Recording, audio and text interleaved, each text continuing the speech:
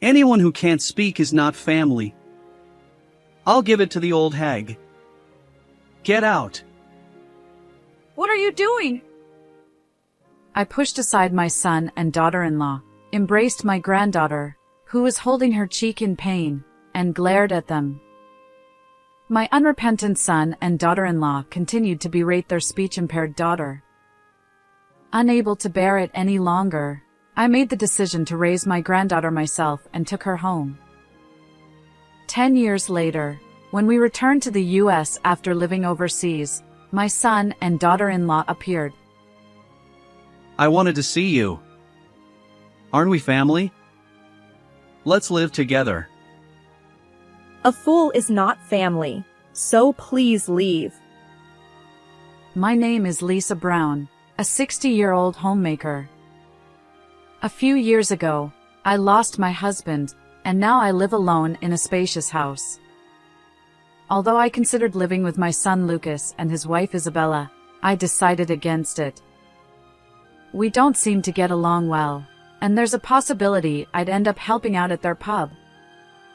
Besides, my body doesn't move like it used to in my younger days, and embarrassingly, I'm not good at customer service. Living and working together would likely create stress for both of us.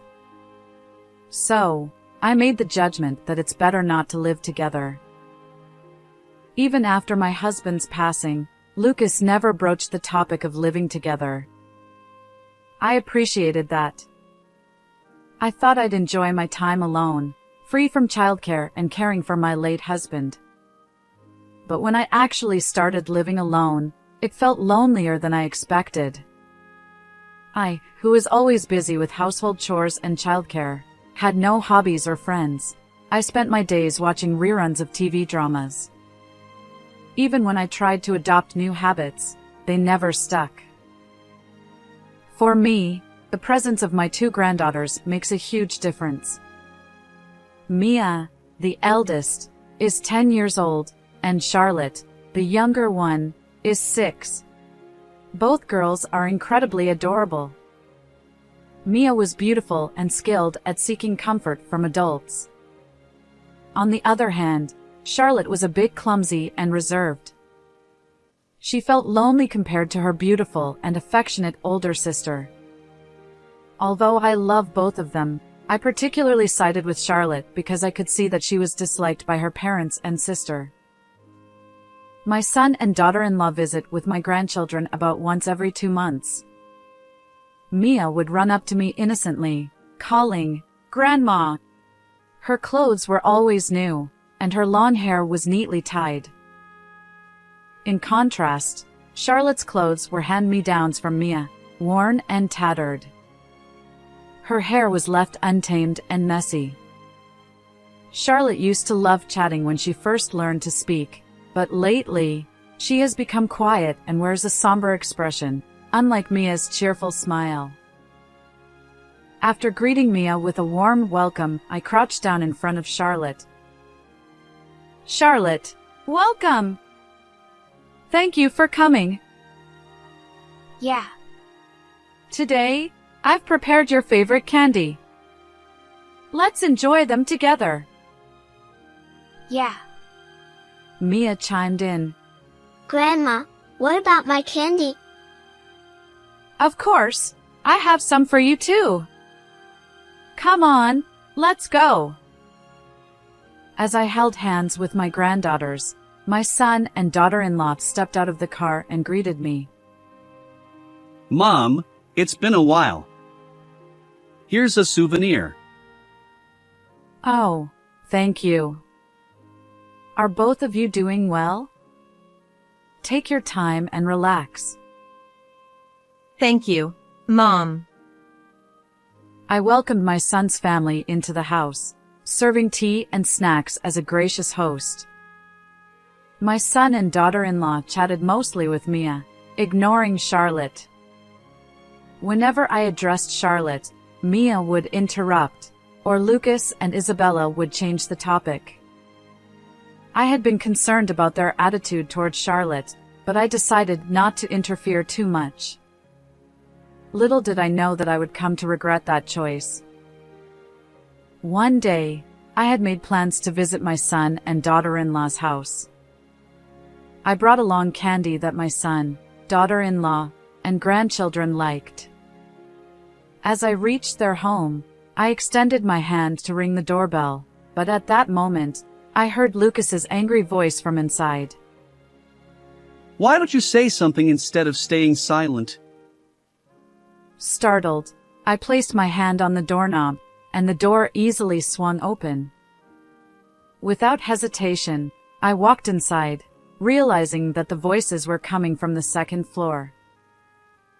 Because you don't talk at school, I end up feeling embarrassed. As I climbed the stairs, the shouting continued, and eventually, I heard a sharp, dry sound. When I opened the door to the room where the noise came from, I found Lucas, Isabella, and Mia berating Charlotte, who was sitting on the floor. Charlotte, her face on the verge of tears, held her cheek, while Mia winced, shaking her hand. Hey, Charlotte, did Mia hit you? Even saying it hurts would be something, right? Someone who can't speak isn't family. I'll give it to the old hag. Get out! What are you all doing? Pushing past my son, daughter-in-law, and Mia, I embraced Charlotte, who was sitting on the floor, as if to protect her, and glared at them. The three of them momentarily looked surprised, but quickly regained their composure.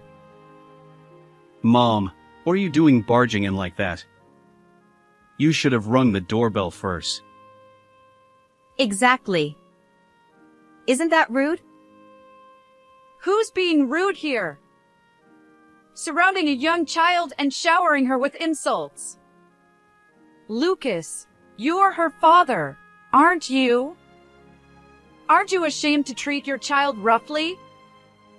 And Mia, why did you hit your sister?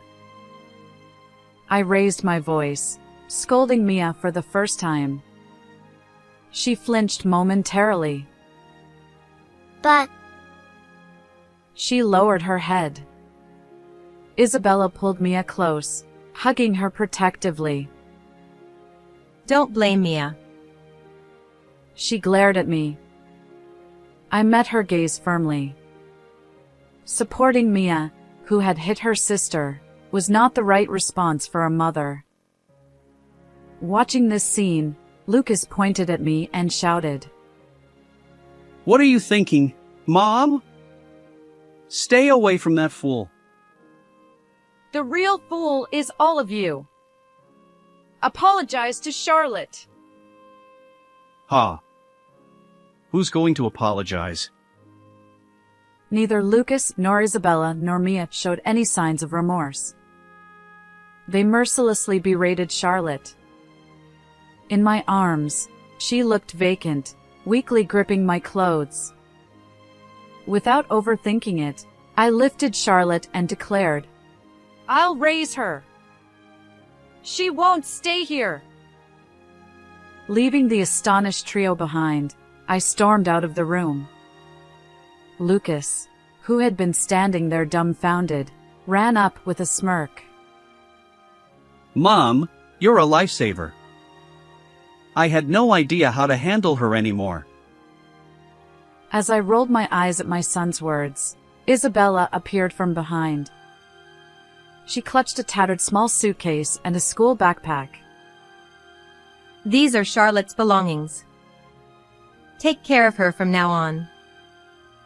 With that, Isabella roughly handed over the bags. Charlotte and I both looked up at my son and daughter-in-law. Clearly, they were delighted that Charlotte was leaving the house. I left the house without saying anything, utterly exasperated. Both of us returned home in silence. As I stepped into the entrance, I gestured for Charlotte to come inside. She sniffled and wiped her nose. Peering into Charlotte's face, I saw her biting her lip, tears streaming down. I hugged her tightly, soothingly patting her back. Charlotte, you've been through so much. I'm sorry I couldn't help you until now. But it's going to be okay. From now on, Grandma is on your side. I'll protect you." And so, I began living with Charlotte.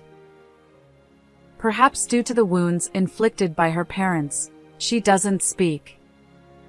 Even attempting a simple good morning doesn't yield any words. According to her school teacher, she can't communicate with classmates or teachers either.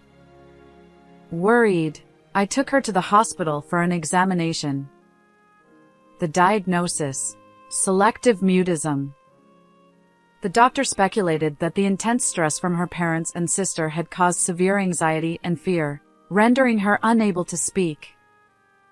Now that her environment has changed, with time, she might eventually find her voice again.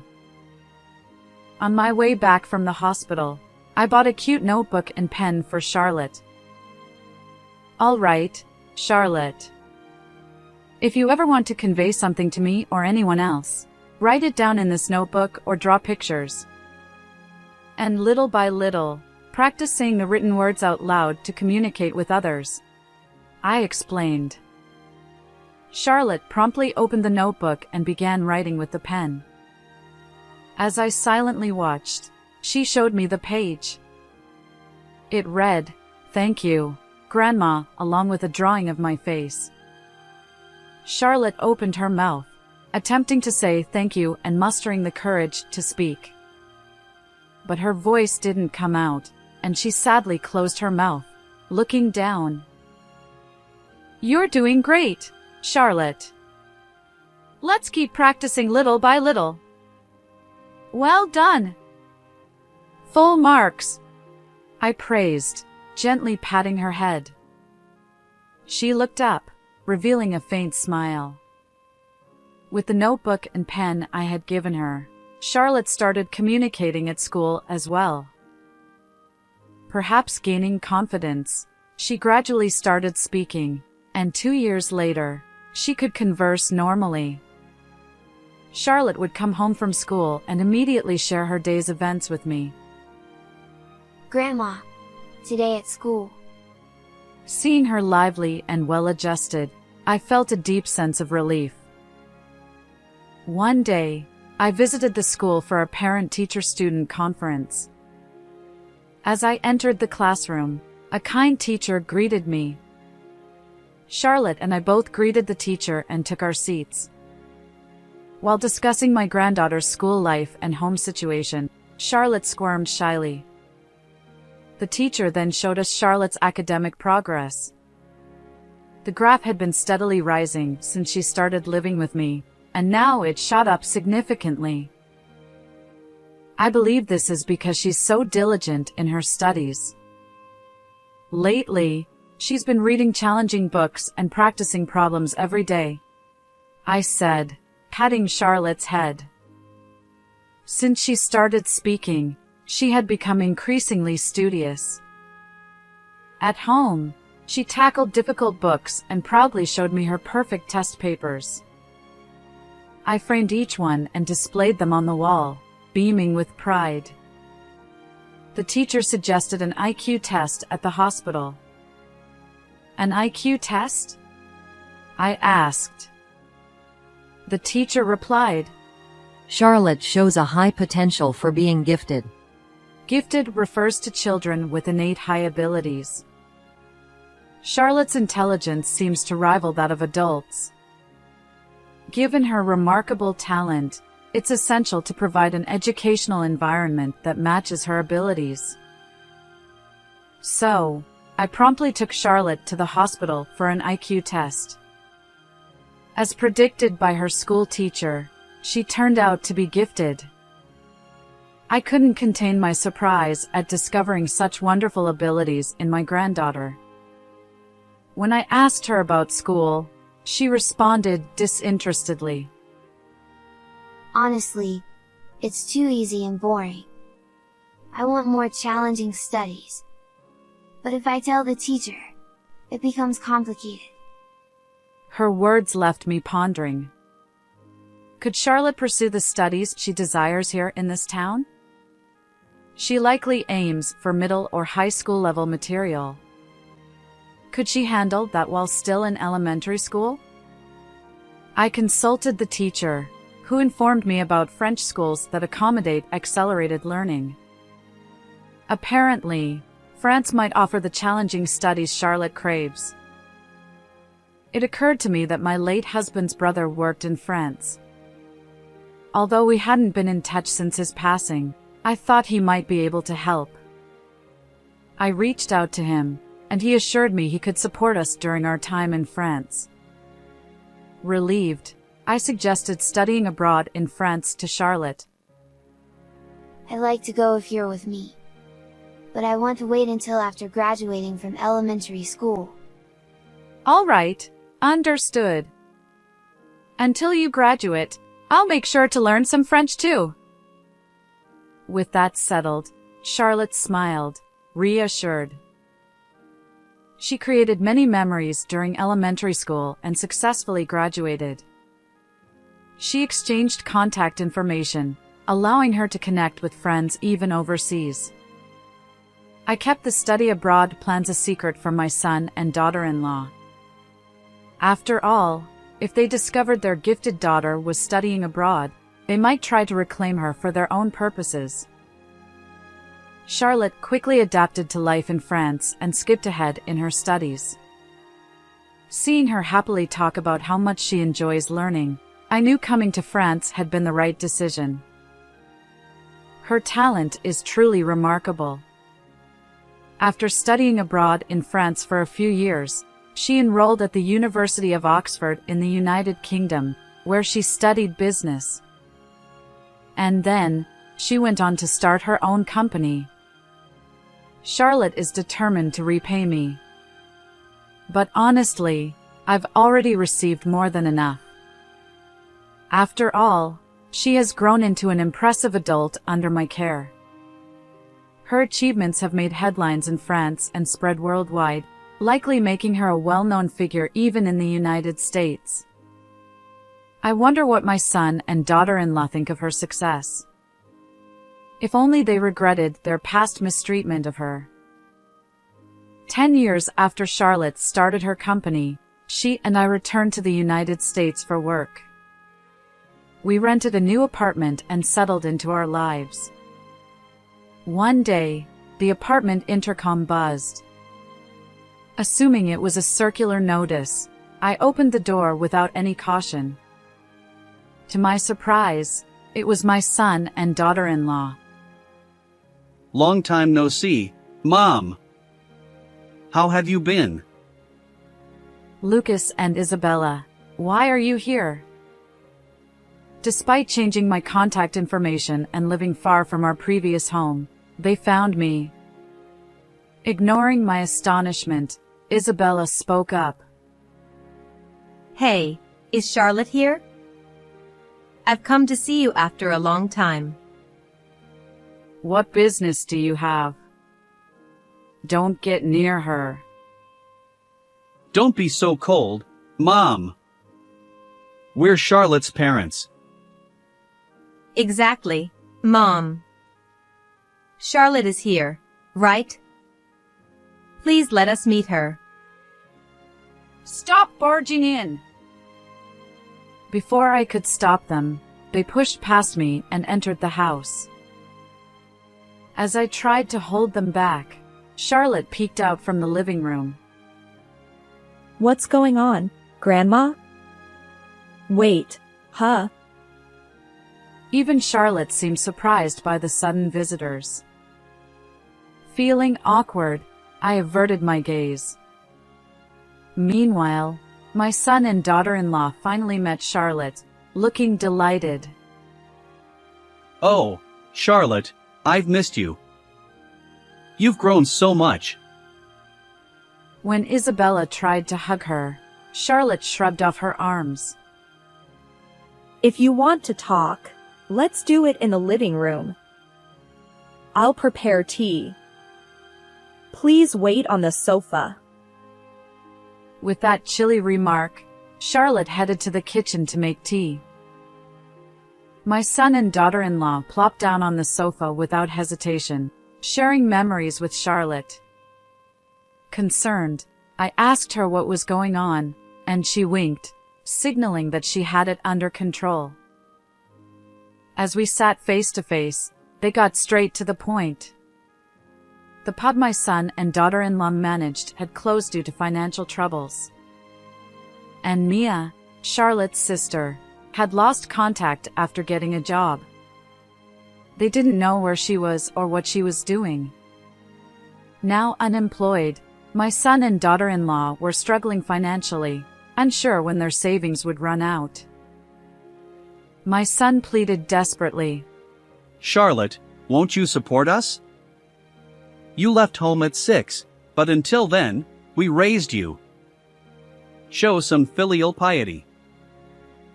Isabella joined in. Charlotte, you must have missed us all these years. Let's live together now. We'll make memories as a family to compensate for the time apart. Helpless and embarrassed by my son and daughter-in-law's clinginess, I couldn't bear to watch. How did my son turn out like this? Where did I go wrong in raising him?